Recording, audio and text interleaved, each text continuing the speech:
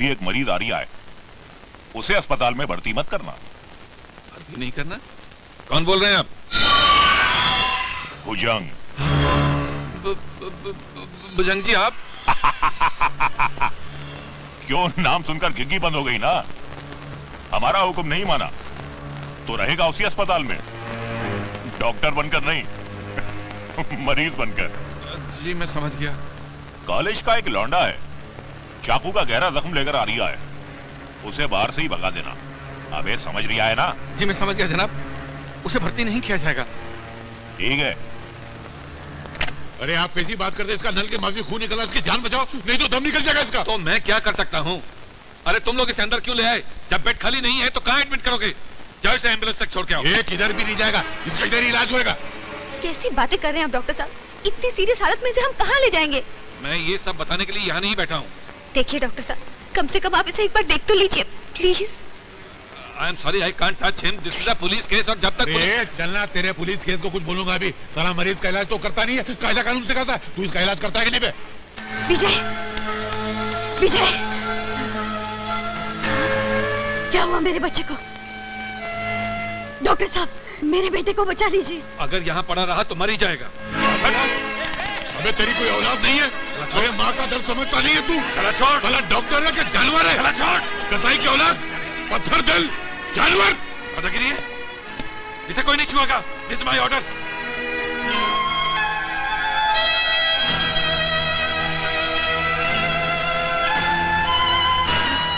माँ जी। अरे क्यों? माँ जी, माँ जी, माँ जी। डॉक्टर,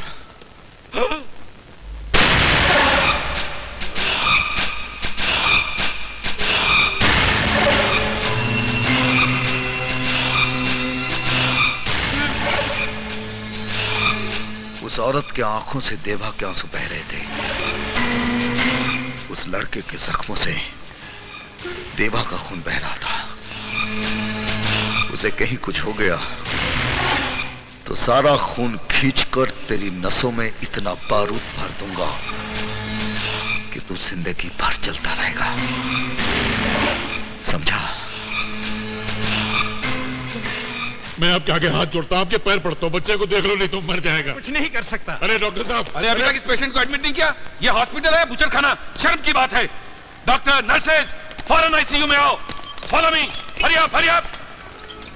अचानक काया पलट कैसे हो गई? जानवर गया था, इंसान बाहर निकला, ऐसे कैसे हो गया?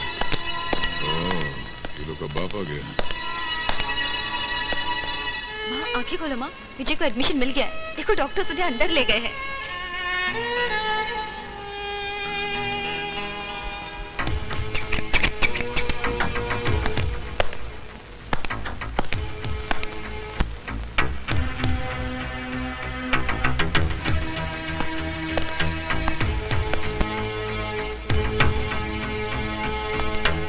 ये सब हुआ कैसे? तो विजय कॉलेज की तरफ आ रहा था तो सामने से आदमी भागते और एकदम झटके से चाकू मार के भाग गया उधर से। किसी ने उसे देखा? हाँ मैंने देखा। तुमने उसे देखा? हाँ। उसका हुलिया याद है? अरे 1000 की भीड़ में पहचान सकता हूँ उसको।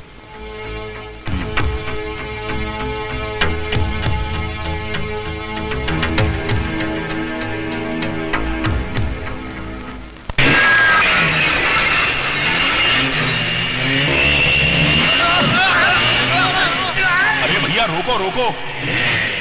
अरे भैया, मोटरसाइकिल सवारो, मेरे घर को हाईवे समझकर घुसे चले आ रही हो? रोको भैया, इन्हें रोको। अरे भैया, अबे भजन, रोक रोक। रुक जाओ। अरे रोको रोको रोको रोको रोको। रुको रुको रोको रोको रोको। अबे रोक, रुक जाओ। खिलाड़ियों, अरे भैया कौन सी टीम के हो तुम लोग? कौन सी टीम के हो?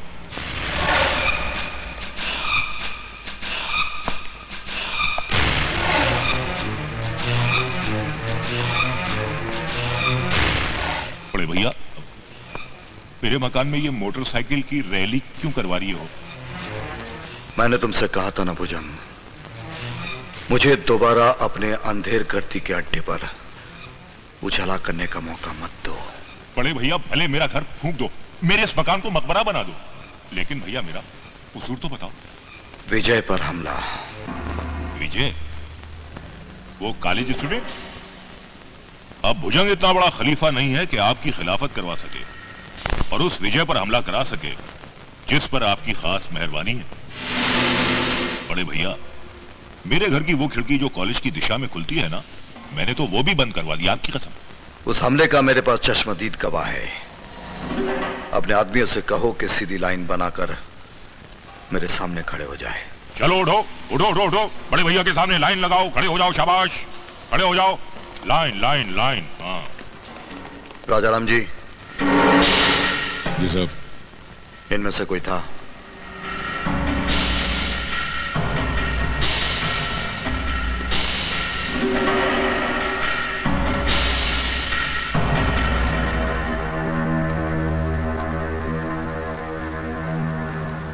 नहीं साहब, ये लोग में से कोई भी नहीं था। अगर विजय पर हमले से तुम्हारा कोई ताल्लुक निकाला है ना भुजंग, तो आज तो फिर भी तुम्हारी मौत आसान होती, क्योंकि देवा की अदालत में सजा जितनी देर से मिलती है, मौत उतनी ही दर्दनाक होती है।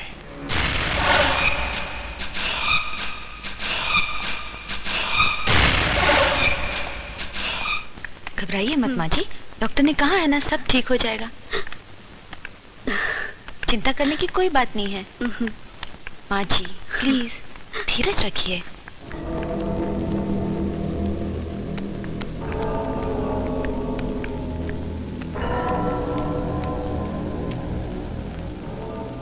हाँ हाँ, मैं तुम्हें बता दूंगा। मैं तुम्हें बाद में फोन करता हूँ।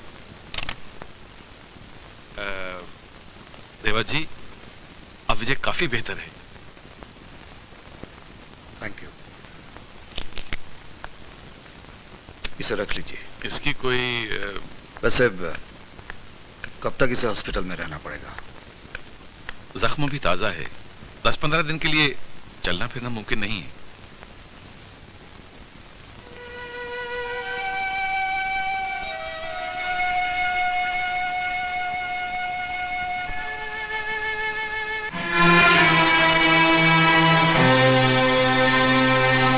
ये देवा यहाँ क्या कर रहा है? ये देवा नहीं है, देवता है। इसके कारण तो तेरी जिंदगी बची है यार। इसकी वजह से? हाँ? विजय, नहीं, विजय, नहीं कराने मुझे अपना इलाज।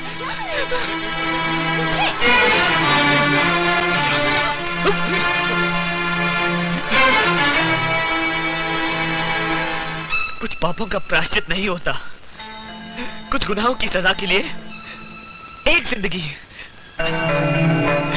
जिंदगी की उम्र कम पड़ती है।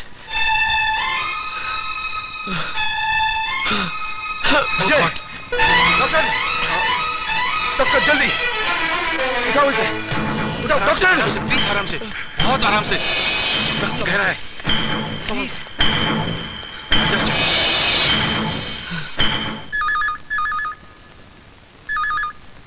हेलो। देवा जी, मैं राजाराम बोल रहा हूँ। हाँ बोलो राजाराम। मैं आपको वो आदमी दिखा सकता हूँ जिसने विजय को चाकू मारा था। कहाँ है वो? आपके आसपास कोई टेलीविजन है क्या? हाँ है। जरा चालू करो तो उसको। उसमें मिनिस्टर परशुराम का भाषण आ रहा, जरा देखना उसको। हमारी पीढ़ी ने अगली पीढ़ी को विरासत में क्या दिया? लालच, बदनीयती, डर। आज हर आदमी अपने अपने स्वार्थ के बिल में घुसकर अपनी सुरक्षा के बारे में सोच रहा है। इतने खुदगर्ज हो गए हैं। वो परशुराम के किस तरफ है? वो मिनिस्टर के सीधे हाथ पे 2 कदम पीछे एक गंजा आदमी खड़ा दिखता आपको? वो है। पराए दर से ना हमारी आंखों में आंसू आते हैं और ना ही हम हाथ बढ़ाकर दूसरों के आंसू पूछते हैं। आज हर हिंदुस्तानी के हाथ में तलवार तो है, पर वो अपनी अलग लड़ाई लड़ रहा है। बलिदान या इंसानियत। आज आदमी अपनी हर जंग में अकेला हो गया है। मुल्क की ताकत उतने ही हिस्सों में बंट गई है जितनी देश की आबादी है।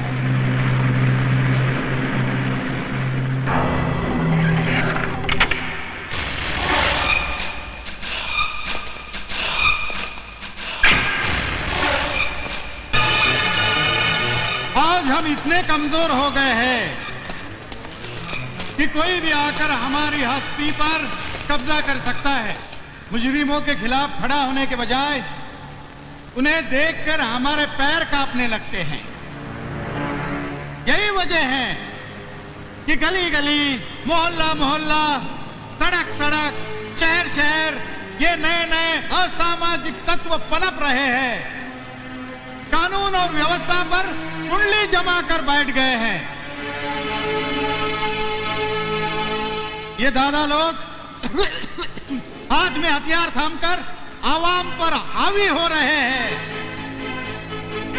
देवा तेरी तलाश में आया है, तू खिसक ले।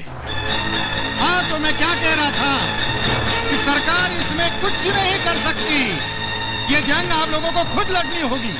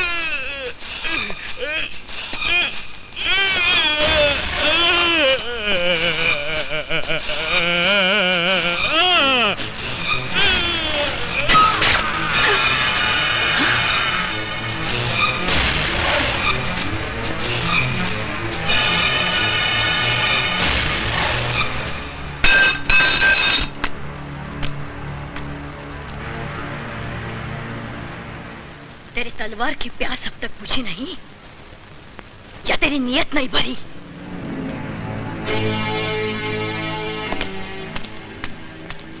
ए बहन, मुंह खोलने से पहले कुछ सोचना चाहिए। जानती नहीं वो कौन है? मुझसे ज्यादा इसे और कौन जान सकता है? ये मेरे पति का कातिल है।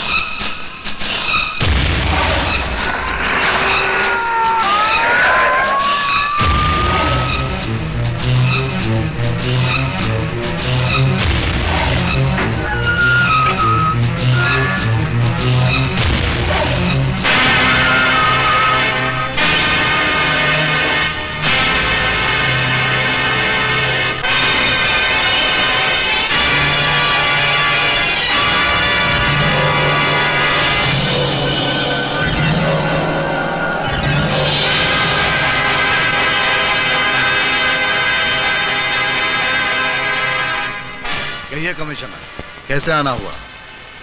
तुम्हें वार्न करने। तुम अपने जुर्मों का साम्राज्य बंद कर दो, वरना जिन रास्तों पर तुम्हारा साम्राज्य चलता है उन्हें वीरान कर दूंगा मैं। जो खुद वीरानों में जिंदगी गुजारते हों उसे वीराने की धमकी मत दो कमिश्नर।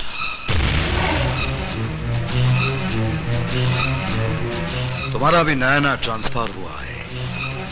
इस शहर के रस्म और रिवाज से तुम वाकिफ नहीं हो। फॉर योर इंफॉर्मेशन, मेरी ट्रांसफर हुई नहीं, मैंने खुद करवाई है। और तुम्हारी ये खुशकिस्मती है कि मैं अपने साथ तुम्हारे लिए अरेस्ट वारंट लेकर आया नहीं, क्योंकि मुझे यकीन है कि जग्गा का कत्ल तुमने ही किया है।